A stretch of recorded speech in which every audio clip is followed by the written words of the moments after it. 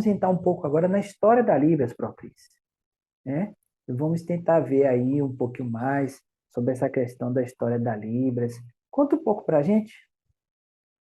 Então, a história da língua de sinais, né? A língua de sinais, ela é também chamada língua de sinais, também chamada de língua gestual, né? Tanto que a língua gestual portuguesa chama língua gestual, né?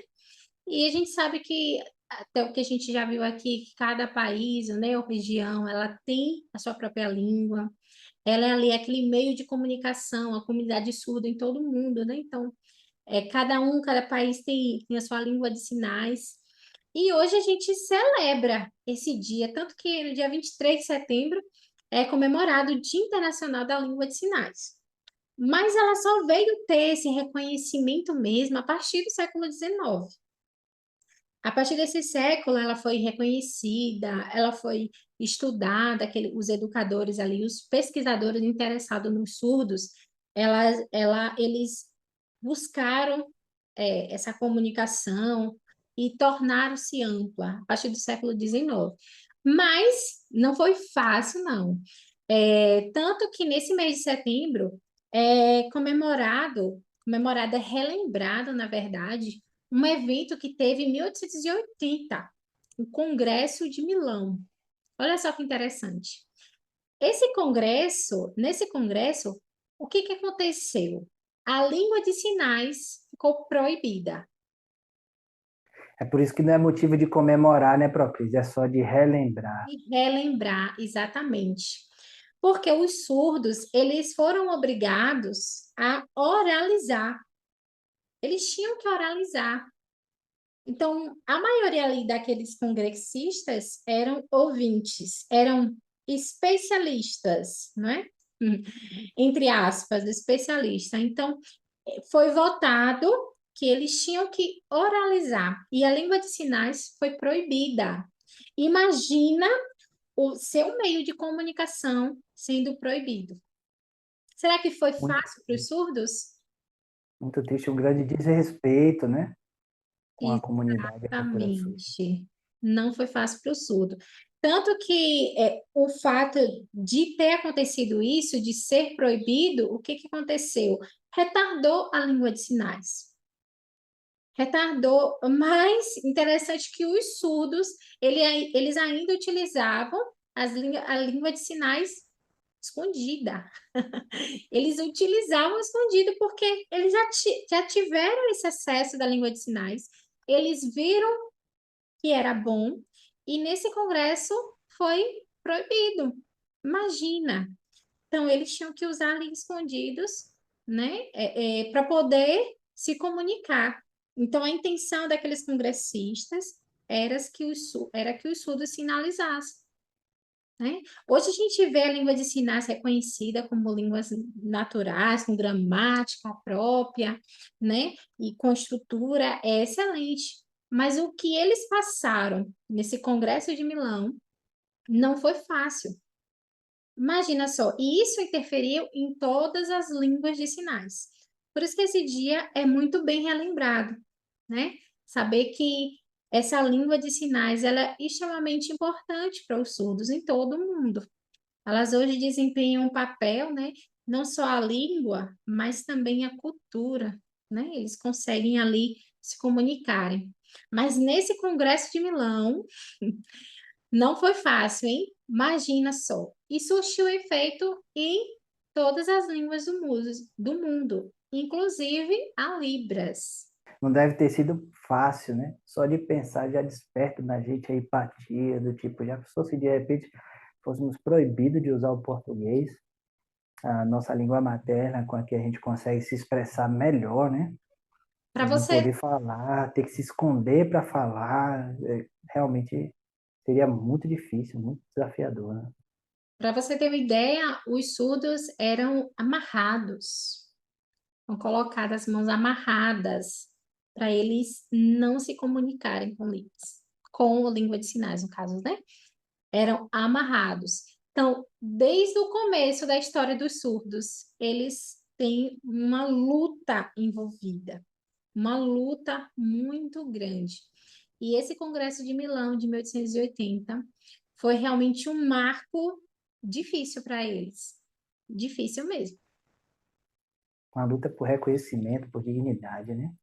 E como é que passou por isso e a língua de sinais veio chegar no Brasil? Bom, boa história, hein? Prepara para a história. A história da Libras aqui no Brasil, ela não começou. Ela... Inclusive, Procris, desculpa te cortar, explica para a gente também. Primeiro, é, foi criada a Libras no Brasil e depois teve o Congresso de Milão, ou teve o Congresso de Milão e quando surgiu a Libras já foi desse modo clandestino, escondido aí por causa do efeito desse Congresso? Como é Olha, que foi isso? olha só, a gente vai chegar lá. Mas é interessante e é importante lembrar que esse Congresso de Milão, ele já proibia várias línguas de sinais, e sim, aqui no Brasil também foi afetado. Mas o começo da história é o seguinte: começou em Dom Pedro II. Olha o tempo, um período Olha só, colonial. É, as pessoas falam, né? Tem indícios que ele tinha um neto surdo. Independente do neto ou um parente surdo, tinha um surdo na família. E o que acontece? Ele foi procurar ajuda. E tinha um professor surdo que estudava no Instituto de Paris, que era muito reconhecido, chamado Ernest Eita, quase não sai. Ernest Rue.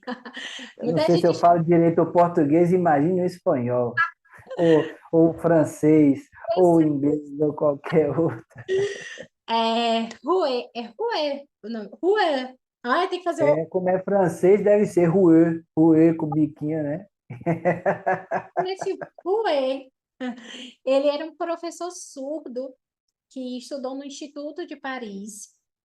E ele veio para cá, para o Brasil, a convite de Dom Pedro II, para cuidar, para ajudar, né, no caso aí, esse neto, esse parente surdo que Dom Pedro tinha, a se comunicar, né?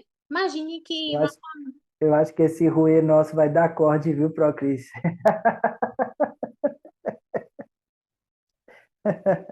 E vamos ter a turminha rindo da gente. Mas vamos lá, desculpa, Procris, te cortar. Pois é. Quer que faça de novo? Não, não, não. É? Tá ótimo, tá ótimo. Muito bem, né? Então, esse professor surdo, né? Ele veio para cá a pedido aí de Dom Pedro II e ele já veio com o alfabeto manual francês. Isso aí, já existia lá o alfabeto manual francês e ele trouxe esse alfabeto manual e começou a trabalhar aqui com surdos, juntando a língua, a LSF, que é a língua de sinais francesa, e com o gesto que os surdos já usavam aqui no Brasil. Juntando esses gestos com a língua de sinais francesa, deu assim a origem a Libras. Então, eles já utilizavam a, a mistura, né? A língua de sinais francesa com os gestos, e aí formou em si a Libras. Tanto que as pessoas falam que Rouet, ele é o pai da Libras, né? E o que acontece? E em 26 de setembro, que hoje é comemorado o Dia Nacional do Surdo, foi criado o Instituto, o INES, que é o Instituto Nacional de Educação de Surdos. Foi na época Dom Pedro, né, que fundou, e aí os surdos, eles começaram a estudar, né? Foi a primeira escola dos surdos aqui no Brasil. Só que aí lembra do Congresso de Milão? Lembra o que aconteceu? Sim. Eles Aham. tiveram que também proibir a língua de sinais aqui. Então, lá nesse instituto, eles começaram a utilizar o oralismo. Eles começaram a oralizar. Mas depois de um tempo, já começou aí a utilizar a segunda forma de comunicação, que era a comunicação total, que os surdos, eles tanto oralizavam como sinalizavam. Então, a partir daí já começou a, de certa forma, melhorar essa situação, né? mas também não foi fácil. Quando a gente fala da história dos surdos, a história dos surdos aqui no Brasil, e não só da Libras, mas também de língua de sinais, a gente valoriza ainda mais essa língua. Eu gosto muito de passar isso para os meus alunos, porque é uma história envolvida de luta, né? Imagina. Então, assim, é preciso realmente valorizar. Então, por favor, quem está assistindo, entendendo aí um pouquinho da história, como aconteceu tudo, que é só um resumo, tá? Tem muita coisa ainda por trás, desde muito tempo, o tempo de Aristóteles. Tanto que ele tinha uma frase, né? Ele falava assim que se a pessoa não fala, ela não pensa. Então, os surdos muitas vezes morriam, imagina, eram exterminados mesmo, eram mortos pelo fato de não falar, não ouvir, não falar. Então, para eles, naquela época, tinham que ser exterminados. Meu Deus. Pois é. Então, assim, quando você aprende Libras, não só pense nisso, pense também toda a história que foi envolvida e, com certeza, você vai aprender a valorizar ainda mais a Libras. Então, Procris, deu para entender aí que, na verdade, a língua de sinais já tinha chegado no Brasil antes do Congresso de Milão, né? Através da língua de sinais francesa, desse professor aí, Ernest Rouet, tomara que agora Foi. tenha essa aqui certo, e associada com alguns sinais que os SUS brasileiros já faziam, se formou a Libras, né? Dá até para comparar um pouco com o português, né? Que veio com o português de Portugal mesmo, mas foi se mesclando aqui, se misturando e acabou virando o português brasileiro, que apesar de ter uma raiz muito forte, mas é um idioma diferente do português de Portugal, né? E aí depois disso teve o Congresso e aí os surdos brasileiros também ficaram proibidos de usar o seu idioma. Mas hoje, uma realidade completamente diferente. Dá para dizer, entre aspas, os surdos ganhando voz, no sentido de terem o reconhecimento não só do seu idioma, mas da sua cultura, da sua comunidade e dos seus direitos, né? E com isso trazendo muito benefício para eles, e é importante nós que somos ouvintes também entendermos todo esse contexto, né? Para respeitar essa cultura, essa comunidade. E isso, quando já vem ensinado desde criança, desperta um senso de conscientização, de entender que o outro é diferente e não quer dizer que é inferior, né? Que faz a criança já crescer com uma maturidade, uma empatia, uma humanidade muito maior, né? É muito bacana.